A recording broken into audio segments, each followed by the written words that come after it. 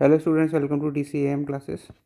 Today we will be solving JEE Main 2021 September 1 evening shift question. It is from the chapter Electrostatics. Question is, a cube is placed inside an electric field.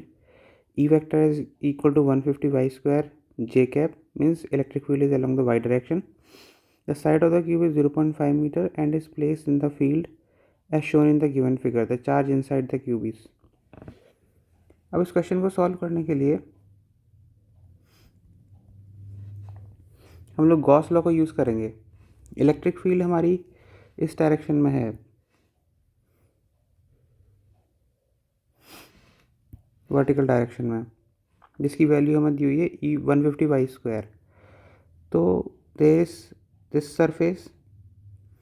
अब actually हमें पता होता है कि जो Gauss law होती है उसका जो फॉर्मूला होता है वो होता है E dot D S is equal to Q inside by epsilon naught. Q inside होता है आपका सरफेस, जो भी आप गॉस सरफेस बना रहे हो उसके अंदर कितना चार्ज एनक्लोज्ड है. तो अभी यहाँ पर क्या होगा, ई डॉट डी एस निकालेंगे. ई डॉट डी एस क्या है, ये होता है डी एस वेक्टर. ये गॉस लॉ अगर आप लोगों ने पढ़ा होगा तो D S vector is the vector normal to the surface, normal to the area. तो ई डॉट प्रोडक्ट एक तो इसका नॉर्मल वेक्टर यहाँ होगा, इसका यहाँ होगा एरिया वेक्टर, इसका इधर होगा और इसका नीचे की तरफ होगा डी एस वेक्टर. तो अब क्या है कि इस dot product of this electric field with this vector will be 0 because they are 90 degree. E dot ds is 0. So the flux due to this electric field will be only because of this surface and this surface, bottom surface. अब क्या है कि electric field हमें दिया हुआ है, electric field is equal to 150 Y square J cap. So electric field at the bottom surface,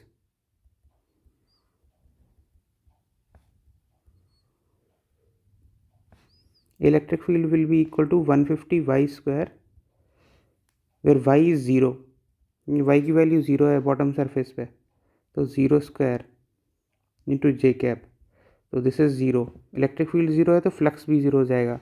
तो flux सिर्फ ऊपर वाले सरफेस की वजह से होगा. तो integral E dot D S will be equal to 150 into Y square, this is 0.5 metre.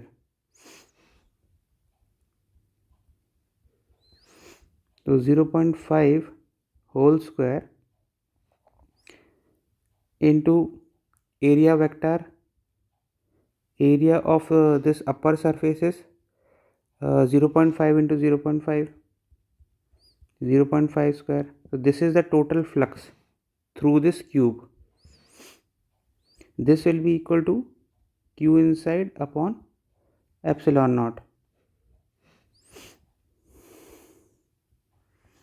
तो इसको सॉल्व करते हैं.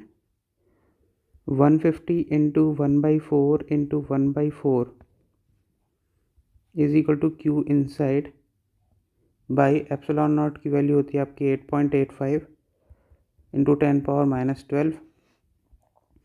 तो Q inside will be equal to 150 upon 16 into 8.85 into 10⁻12.